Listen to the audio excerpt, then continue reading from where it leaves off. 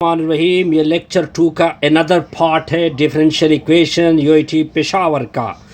अब देखते जाइए। मान लो कि आपकी equation p of x comma y साथ में लिखा हुआ है डी एक्स पर plus q of x y into में डी वाई इक्वल टू 0 है। मान लो कि ये नॉट एग्जैक्ट है। जब ये एग्जैक्ट नहीं होगा तो हमने एग्जैक्ट बनाना होगा, यानी रिडक्शन करनी होगी एग्जैक्ट की तरफ।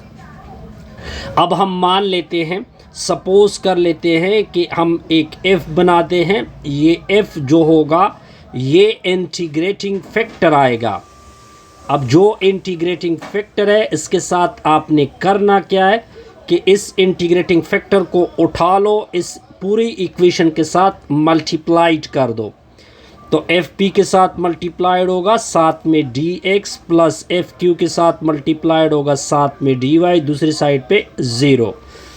अब क्या होगा इस इंटीग्रेटिंग फैक्टर से, इस इंटीग्रेटिंग फैक्टर से ये जो नया इक्वेशन आ गया ऊपर वाले से ये एग्जैक्ट बनेगा। ठीक हो गया जी। अब हम डिफाइन करेंगे प्रॉपर मेथड को, क्या करेंगे डिस्कस करेंगे कि हम इंटीग्रेटिंग फैक्टर को बनाएंगे किस तरह। मेथड नंबर 1, तो ये आपका मेथड नंबर क्या होगा 1 होगा। मैं अब मेथड नंबर 1 क्या बनाऊंगा, प्रॉपर बनाऊंगा कि ये एफ हम किस तरह बनाते हैं जी। अब देखते जाइए, जो p है उसके साथ x है, इसको इस तरह कर दे कि इसका with respect to y derivative ले, फिर q का with respect to x derivative ले ले और उन दोनों को माइनस कर दे। Point clear.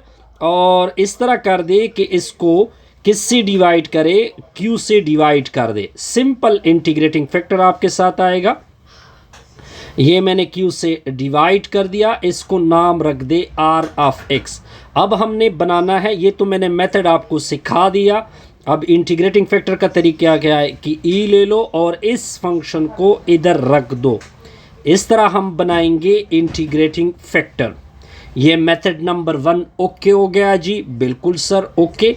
अब मेथड नंबर 2 को हम क्या करेंगे, डिस्कस करेंगे कि मान लो कि आपका इक्वेशन एग्जैक्ट नहीं है। एग्जैक्ट बनाने के लिए हमने इंटीग्रेटिंग फैक्टर किस तरह इसका बनाएंगे, तो सॉल्यूशन को देखते जाइए। अब आपने क्या करना है कि q को with respect to x derivative लेना है, फिर उससे पार्शियल p बाई y करना है। अब आपने पहले p q से डिवाइड किया था, अब आप उसको p से डिवाइड करोगे।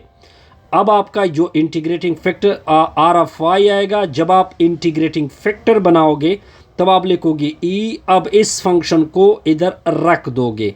इस तरह बनाते हैं हम, ये आपका इंटीग्रेटिंग फैक्टर आएगा। Point clear sir. एग्जाम्पल में ये चीज़ आपको बड़े अच्छे तरीके से क्लियर होगी। मान लो कि मैंने एग्जाम्पल नंबर 4 उठा लिया जी, कि एग्जाम्पल नंबर 4 क्या है। Example number 4 the non linear first order differential equation है। द नॉन लीनियर है फर्स्ट ऑर्डर डिफरेंशियल इक्वेशन आपके सामने हो गया। फर्स्ट ऑर्डर डिफरेंशियल इक्वेशन एक नॉन लीनियर भी है, फर्स्ट ऑर्डर भी है, डिफरेंशियल इक्वेशन भी है। क्या गिवन है जी, अब आपको गिवन है एक्स वाई साथ में डी एक्स होगा plus 2x square plus 3y square minus 20 into में ये 20 है, डी वाई इक्वल टू 0। अब अगर आप इसको देखें, अब हम प्रॉपर डिस्कस करेंगे। पहले इसको डिस्कस करते हैं कि ये एग्जैक्ट है या नहीं है। पहले इसको चेक करेंगे कि ये एग्जैक्ट है या नहीं है। अगर नहीं है तो हम इंटीग्रेटिंग फैक्टर की तरफ जाएंगे। ये आपका होता है, ये आपका m होता है, m मतलब एक्स वाई, और ये पूरा आपका n होता है, यानी 2x square plus 3y square minus 20। m को विद रिस्पेक्ट डेरिवेट कर लो विद रिस्पेक्ट टू y, तो y का डेरिवेटिव 1x आएगा। n को with respect to x derivate करो, इसका आएगा 4x, ये भी 0, ये भी 0। अब अगर आप इन दोनों की वैल्यू को देखें तो दोनों की वैल्यू आपस में सेम नहीं है। तो जब ये आपस में सेम नहीं होगी तो हमारा कंसेप्ट क्या बनेगा? Not exact.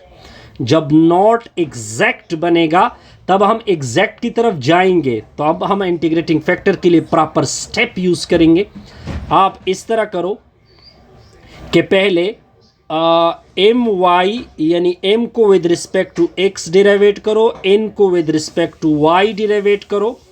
ठीक हो गया जी। और इसको विद रिस्पेक्ट टू वाई, इसको विद रिस्पेक्ट टू एक्स। ये अब मैं मेथड डिस्कस कर रहा हूं ताकि एग्जैक्ट बने मेथड। ठीक है जी। इनको एम को with respect to y, n को with respect to x derivate करो, डिवीजन में लिख दो एन। एम को जब मैंने with respect to x derivative y derivative किया था रिजल्ट आया था एक्स। एन को जब मैंने विद रिस्पेक्ट टू एक्स डिराइवेट किया था -4x। डिवीजन में क्या होगा? एन की पूरी वैल्यू डाल दो, 2x² + 3y² -20। अब अगर आप इसको देखें तो ये देखें हमारा जो रिजल्ट होता है वो तो या r(x) यानी या x में फंक्शन होना चाहिए या r(y) में फंक्शन होना चाहिए, लेकिन ये इसमें x भी नज़र आ रहा है और y भी नज़र आ रहा है, तो लिहाजा ये मेथड फेल हो गया। अब हम नेक्स्ट मेथड की तरफ जाएंगे। क्लियर? अब मेथड नंबर 2 क्या है कि अब आपने क्या करना है कि इनको with respect to x derivate कर दो, फिर m को with respect to y, division में क्या लिख दो? अब m लिख दो। तो रिजल्ट देखते जाइए। n को with respect to x 4x आया था, इसका विद रिस्पेक्ट टू x आया था। m की वैल्यू डाल दे xy, ऊपर से आएगा 3x, नीचे से होगा xy, x और x कैंसल, तो रिजल्ट बनेगा 3y यानी nx - my। डिवीजन में क्या है? m पड़ा हुआ है, इसको नोट आउट कर दे। अब देखिए ये पूरा फंक्शन r(y) में आ गया, तो हम बिल्कुल इसको इंटीग्रेटिंग फैक्टर के तरीके से मान सकते हैं। अब मैं इंटीग्रेटिंग फैक्टर को क्या करूँगा? डिस्कस करूँगा। e पावर इंटीग्रल 3/y होगा, साथ में dy होगा। अब मैं 3 को बाहर निकाल दूंगा, 1 में y dy होगा। y की डेरिवेटिव 1 है, ऊपर मौजूद है, तो मैं डायरेक्ट नीचे वाले का नेचुरल लॉग लूँगा। Point clear sir? बिल्कुल क्लियर। अब 3 को ऊपर लिख दे तो इंटीग्रेटिंग फैक्टर यानी I.F लिख सकते हैं। तो लॉग के रूल के मुताबिक पावर ऊपर गया, ये दोनों कैंसिल, तो integrating factor equal to y³। अब यही इंटीग्रेटिंग फैक्टर आपने मेन इक्वेशन के साथ मल्टीप्लाइड करना है। मेन इक्वेशन अगर आपको याद हो xy dx था प्लस 2x था प्लस 3y² था -20 था इनटू में dy = 0। ये इंटीग्रेटिंग फैक्टर हर एक के साथ मल्टीप्लाइड होगा, इसके साथ पहले के साथ मल्टीप्लाइड हो गए, y ऑलरेडी है, y³ मल्टीप्लाइड होगा y⁴, फिर 2x के साथ मल्टीप्लाइड होगा 2xy³, 3y के साथ मल्टीप्लाइड होगा 3y⁴ -20y³ इनटू में dy = 0। यहाँ तक पॉइंट क्लियर सर? बिल्कुल क्लियर। अब ये आपका एग्जैक्ट बना। अब ये आपका क्या इक्वेशन बना? एग्जैक्टली बना। बस अब आपने क्या करना है, इसको एग्जैक्ट तरीके से भी सॉल्व कर सकते हैं या हम एक और तरीके से भी इसको क्या कर सकते हैं? सॉल्व कर सकते हैं। अब आपने क्या करना है, एग्जैक्ट तरीका क्या है? अब मैं प्रॉपर इसकी सोल्यूशन को डिस्कस करूंगा। हमने क्या लिखा था, इसकी सोल्यूशन क्या होती है कि आपने इंटीग्रल mxy लेना होता है, साथ में इसका dx होगा, फिर those term of n which is free from x,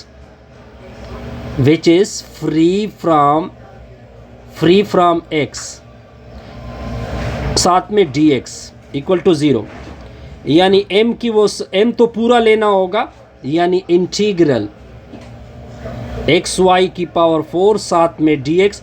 n वाले वो टर्म लेने हैं जिसमें x ना हो, इसमें x है, ये नहीं ले सकते, ये ले सकते हैं। 3y की पावर 5, इसको भी ले सकते हैं -20y का क्यूब n2 में dy होगा इक्वल टू कांस्टेंट। अब देखिए ये विद रिस्पेक्ट टू y, तो y पावर 4 को बाहर कर दोगे, x dx आएगा, इसका अलग और इसका अलग इंटीग्रल होगा 3y पावर 5 dy -20y का cube dy equal to constant c। आगे कैलकुलेशन को देखते जाइए। x का इंटीग्रल क्या होता है, x स्क्वायर y पावर 4 नीचे 2 होगा, 3 को बाहर करोगे y की पावर 6 नीचे 6, 20 को बाहर करोगे y की पावर 4 नीचे 4 equal to constant c।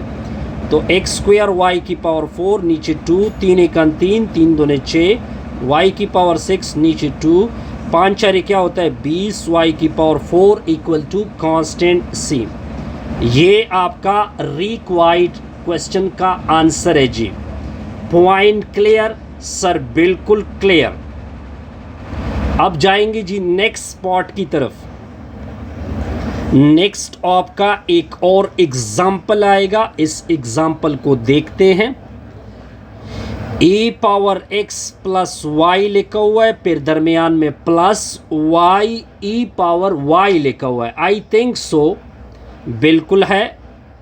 Into में dx है, फिर दरमियान में है plus x e power y minus में 1 dy equal to 0। y of 0 की कंडीशन क्या है, -1। अब कैलकुलेशन को देखते जाइए। अपना क्वेश्चन उठा लो, e power x e power y plus e power y into में dx होगा plus x e power y minus 1 into में dy इक्वल टू में 0। इसको m बोलते हैं, इसको n बोलते हैं। तो m की value e power x plus y e power y, n की value x e power y minus 1। इसको with respect to y derivate करोगे तो इसकी डेरिवेटिव एज इट इज आएगी। ठीक है जी। यहाँ पे प्रोडक्ट रूल लगेगा, y की डेरिवेटिव 1 e पावर y को छोड़ दो, फिर दरमियान में प्लस y को छोड़ दो, e पावर y होगा। इनको विद रिस्पेक्ट टू x लोगे, x की डेरिवेटिव 1 हो जाएगी तो e पावर y आएगा। सिंपल। इसका आंसर ये और इसका आंसर ये। क्या ये दोनों आपस में इक्वल है? नो सर, ये दोनों आपस में इक्वल नहीं हैं। तो मतलब क्या बना, ये नॉट एग्जैक्ट होगा। जब नॉट एग्जैक्ट होगा तो हम इस वजह से तो इंटीग्रेटिंग फैक्टर की तरफ जाते हैं जी। अब मैं जाऊंगा प्रॉपर इंटीग्रेटिंग फैक्टर के ऊपर। Point clear sir? बिल्कुल क्लियर। अब इंटीग्रेटिंग फैक्टर के दो मेथड है। पहले एक मेथड को डिस्कस करते हैं, फिर दूसरे मेथड को। पहले हम r ऑफ x को फाइंड करेंगे, यानी 1 ओवर q होता है जी पार्शियल p की नीचे। इसको मैं इस तरह भी लिख सकता हूं ताकि आपको क्लियर हो जाए। इधर आपका n होता है, ठीक है जी।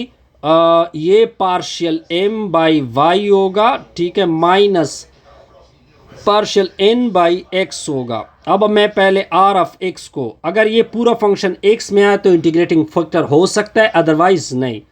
तो n की value x e power y minus 1 partial m by y, इसकी डेरिवेटिव मैंने ऊपर ली थी, x plus y plus e power y plus y e power y minus e power y। ये दोनों तो एक दूसरे को कैंसिल करेंगे। अब r ऑफ x हमें चाहिए था, तो 1 divided by x e power y minus 1 e power x plus y e power y। अब अगर आप इस फंक्शन को देखें, ये तो r ऑफ x में नहीं आ रहा, तो लिहाजा ये मेथड क्या हो गया, फेल हो गया। अब मैं सेकेंड मेथड की तरफ जाऊंगा। सेकेंड मेथड क्या था इंटीग्रेटिंग फैक्टर का, वो आपने नोट करना है, यानी यादर मैं आर स्टार नाम दूंगा। वो मेरा क्या मेथड था कि n को with respect to x derivate कर लो और m को with respect to y derivate कर लो, डिवाइड कर दो n से। अगर आप इसमें सारी वैल्यू प्लग कर दे, रिजल्ट निकाल दे, तो इसका रिजल्ट -1 आता है। ये आर ऑफ वाई में ये बिल्कुल मैं इसके साथ वाई पावर 0 लिख सकता हूँ, तो ये बिल्कुल इंटीग्रेटिंग फैक्टर हो सकता है। अब हम फाइंड करेंगे integrating factor e power integral r of y साथ में r star y d y. तो integrating factor is equal to e power -1 d y होगा। तो इंटीग्रेटिंग फैक्टर ये दोनों कैंसिल, तो वाई आएगा माइनस ई पावर वाई। ये जो आपका इंटीग्रेटिंग फैक्टर है इसको आपने फर्स्ट इक्वेशन के साथ मल्टीप्लाइड करना है। मैं डायरेक्ट इसका रिजल्ट लूँगा, ई पावर x प्लस वाई आता है, इनटू में dx होता है, डायरेक्ट मैंने रिजल्ट लिखा दिया, plus x minus e power -y into d y equal to 0। अब हम प्रॉपर सोल्यूशन डिस्कस करेंगे एग्जैक्ट वाला। क्या था, m ऑफ एक्स वाई था, साथ में dx था, फिर plus those term of n which is free from x, जिसमें x ना हो, साथ में dy equal to constant. m की वैल्यू आपकी ये आ गई, e power x plus y into में dx होगा। इसमें x है लेकिन इसमें x नहीं है, minus e power -y dy equal to constant c। अब देखते जाइए, इसका अलग इंटीग्रल इसका अलग इंटीग्रल होगा, तो लेते हैं जी y dx होगा, माइनस को बाहर कर दो, e पावर -y नीचे -1 इसका इंटीग्रल मैंने ले लिया, e पावर x का इंटीग्रल x, ये दोनों कैंसिल, तो इससे आ जाएगा xy plus e power -y equal to constant c। यहाँ तक कोई कन्फ्यूज़न? नो सर, कोई कन्फ्यूज़न नहीं होगी। और ये आपका रिक्वायर्ड क्या है, आंसर है जी। अब हम प्रॉपर इसके ऊपर वैल्यू को यूज़ करेंगे। हमारी वैल्यू क्या है, y ऑफ 0 इक्वल टू -1, ये x की वैल्यू, ये y पुट कर दे, e पावर 0, ये जब 0 पुट करोगे तो 0, e पावर क्या आएगा minus into -1 equal to c, इससे 1 आएगा तो इससे प्लस e आएगा इक्वल टू c। अब इसको प्लग कर दे c की जगह, तो e power x plus xy plus e power -y equal to 1 plus e, ये आपका रिक्वायर्ड आंसर है। कोई कन्फ्यूजन? नो सर, कोई कन्फ्यूजन नहीं। तो इंशाल्लाह फिर नेक्स्ट वीडियो में हम प्रॉपर इसकी प्रैक्टिस प्रॉब्लम को करेंगे कि प्रैक्टिस प्रॉब्लम इसके होते किस तरह है। Best wishes, good luck.